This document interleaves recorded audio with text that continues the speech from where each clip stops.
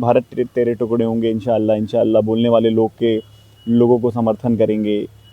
फुलेहरा संस्था का जो शिक्षा देने वाला कार्य है वो आखिरी समय तक इस क्षेत्र में रहेगा, समाज हित के लिए। ये सिर्फ कोई प्राइवेट ऑर्गेनाइजेशन पैसे कमाने के लिए नहीं है। यहाँ पर तकरीबन सारी संस्था मिला के मैं आपको लगभग बताऊं 2000 के आसपास की संख्या है और तकरीबन 450 के आसपास के बच्चे निःशुल्क पढ़ाई करते हैं, जिसमें से ज़्यादा हमारी तादाद इंटर कॉलेज की है। हम एक विचारधारा को मानते हैं, संघ विचारधारा है, जो हिंदुत्व विचारधारा है, जो अपने भारत माता की जय बोलने वाली विचारधारा है, जो आज भी हम देखते हैं कई राज्यों में हमारे कम्युनिस्ट लोग भाई बहन हैं, अन्य हमें विश्वविद्यालयों में मैंने देखा है कि उनको भारत माता की जय बोलने में शर्म आती है।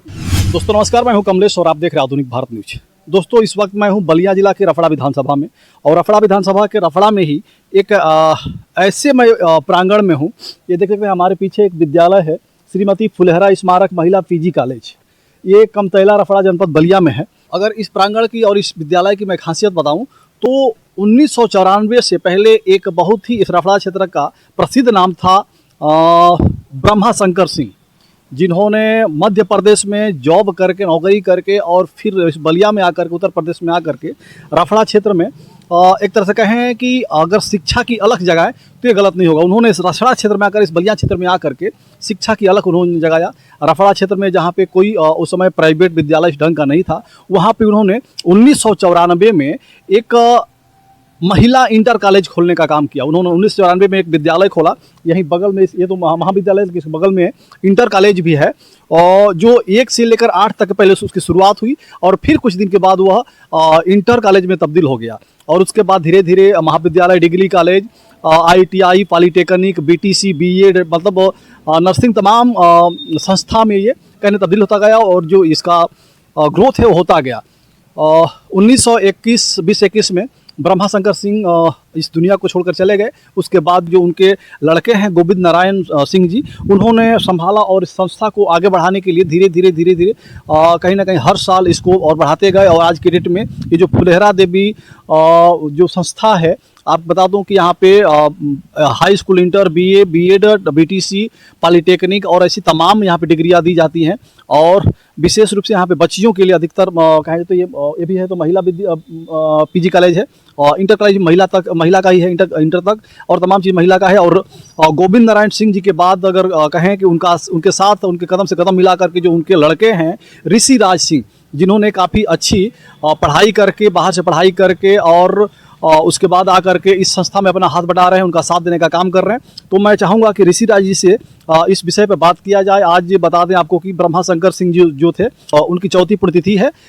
2020-21 में उनका निधन हो गया था। उसके बाद लगातार हर साल उनकी पुण्यतिथि मनाई जाती है और आज एक बार फिर से उनकी पुण्यतिथि है और आज एक कार्यक्रम रखा गया। तो मैं ऋषि राज जी, उनसे मैं इस संस्था के बारे में जानने का प्रयास करूँगा कि आगे इस संस्था को कहाँ तक लेकर जाना चाहते हैं, उनका मेन उद्देश्य क्या है।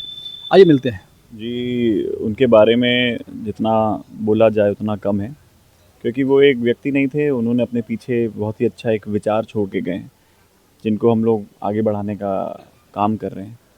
1994 में जब उन्होंने यहाँ पर वो चीज़ें देखी, अपने रिटायरमेंट के बाद वो राजनीतिक सामाजिक जीवन में आए, उन्होंने यहाँ पर देखा कि जो आज हम लोग कंसेप्ट लेते हैं बेटी पढ़ाओ बेटी बचाओ को, जो हम लोग आज इतने अच्छे स्तर पर हमारा देश अच्छा कर रहा है, आज हमारे सामाजिक जीवन में सोशल मीडिया के प्लेटफॉर्म से, सोशल मीडिया मैं मानता हूँ बहुत बड़ा ऐसा प्लेटफॉर्म है जिसके माध्यम से जागरूकता लोगों में आई है। लेकिन उस ज़माने में जब ये सब चीज़ें उतनी नहीं हुआ करती थी, तो हमारा जो रचना तहसील है, जो हमारा मान लीजिए जो हमारा ये जो क्षेत्र है वो पिछड़े क्षेत्रों में आया करता था।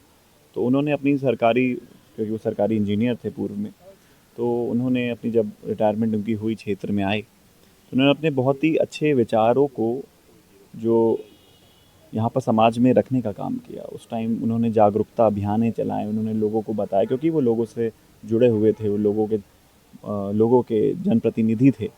तो उन्होंने अपने विचारों को यहाँ रखने का काम किया कि हमें भेदभाव या किसी भी ऐसे प्रकार की चीज़ों को बढ़ावा नहीं देना।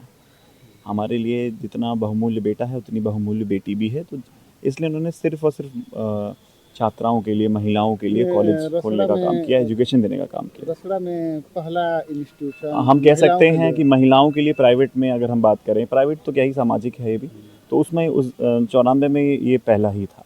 और आज भी उनकी नींव को आगे बढ़ाते हुए आप क्षेत्र में पूज भी सकते हैं, पूरे ज़िले में, पूरे प्रदेश के पूर्वांचलों में। ये मान्यता है कि हमारे जो कॉलेज है वो किस स्तर की पढ़ाई देता है, किस स्तर की यहाँ पर चीज़ें सिखाई जाती हैं। हमारी यही कोशिश होती है कि हमारे यहाँ से जो बहनें हमारी पढ़ के पास आउट हो रही हैं वो समाज में जाकर देश का नाम रोशन करे, समाज का नाम रोशन करे, ज़िले का नाम रोशन करे। क्योंकि हमारे स्वर्गीय दादाजी संघ से जुड़े थे, संघ में बहुत ही ज़्यादा एक्टिव थे वो। तो मुझे याद है मैं बहुत छोटा था, हाँ मैं कक्षा दूसरी या तीसरी में होऊंगा, तो उस समय भी पहली या दूसरी में दूंगा, उस समय भी हमारे स्वर्गीय दादाजी जो हैं वो हाफ पैंट पहन के जब संघ की शाखाओं से होके आते थे तो बोलते थे कि नाती, हमने बोलते हाँ बाबा, बोले आइए हनुमान चालीसा सुनाइए हमको, ये लीजिए हनुमान चालीसा याद करिए। और अच्छा आपने आज कौन सी टेबल याद की, कौन सा पहाड़ा याद किया, 2 का, 4 का, 7 का, 13 का। तो मतलब दादाजी की ये सोच थी, संस्कृत के श्लोक हम लोग को याद कराया करते थे, नमस्ते सदा वत्सले मातृभूमि की।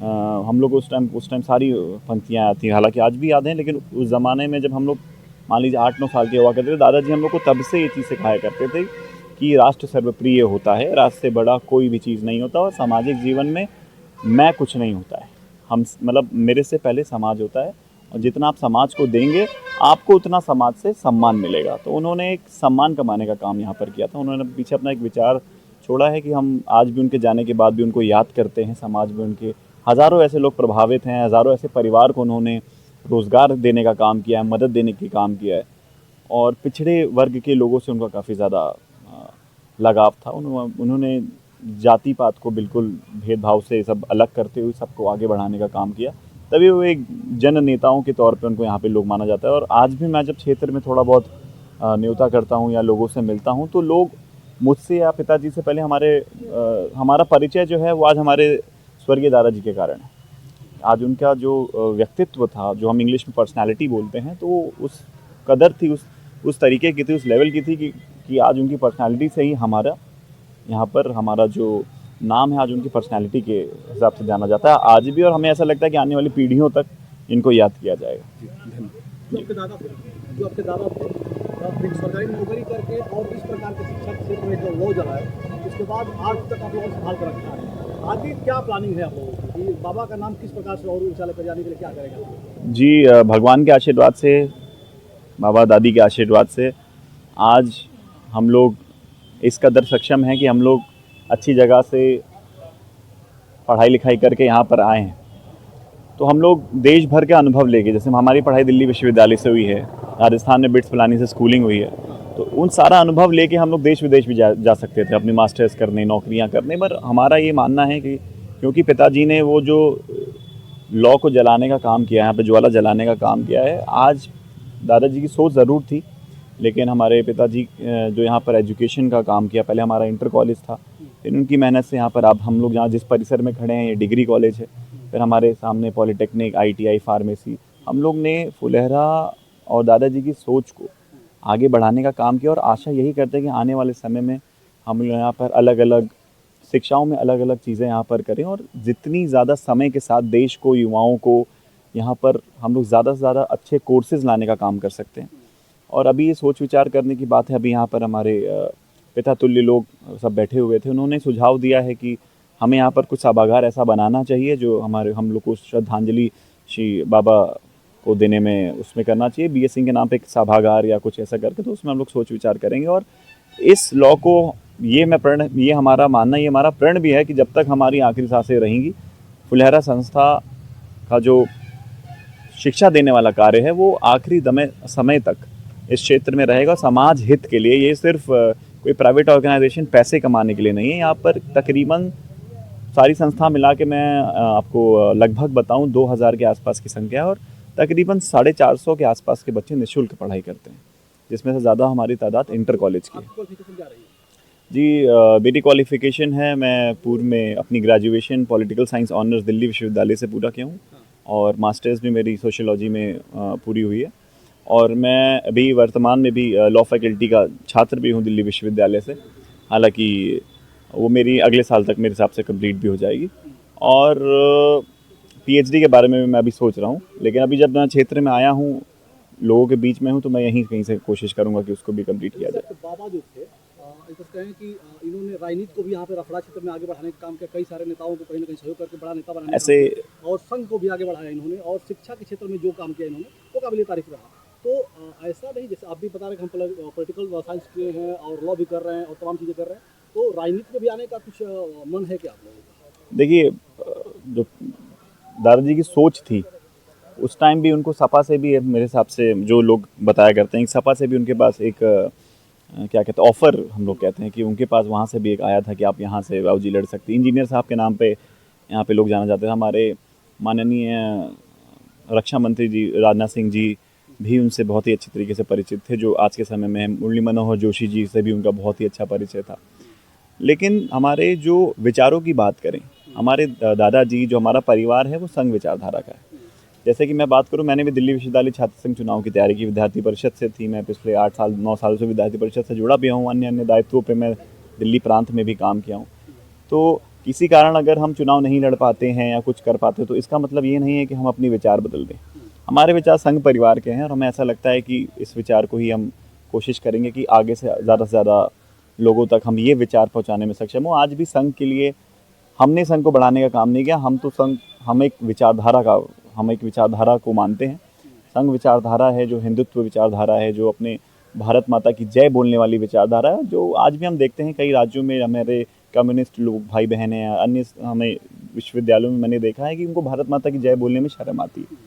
तो बिल्कुल भी मैं इस बात के लिए निंदा करता हूँ कि अगर हम लोग इतना क्या पढ़ लेंगे कि हम अपने ही देश की जय बोलने में हमें शर्म आ रही है, तो अगर हम लोग भारत तेरे टुकड़े होंगे इंशाअल्लाह बोलने वाले लोगों को समर्थन करेंगे या भारत को काटने की बात करेंगे, कश्मीर भारत का एक अभिन्न अंग है, उनको विभिन्न टिप्पणियां करेंगे, तो ऐसे विचार से लड़ने के लिए भी हमारे विचार के लोगों का राजनीतिक जीवन में होना या ना होना वो मान्यता नहीं रखता है। वो हम समय के साथ देखेंगे, क्योंकि दादाजी को भी चुनाव इसलिए उन्होंने किया क्योंकि लोगों ने उनको आके बोला कि इंजीनियर साहब बाबूजी आप करिए।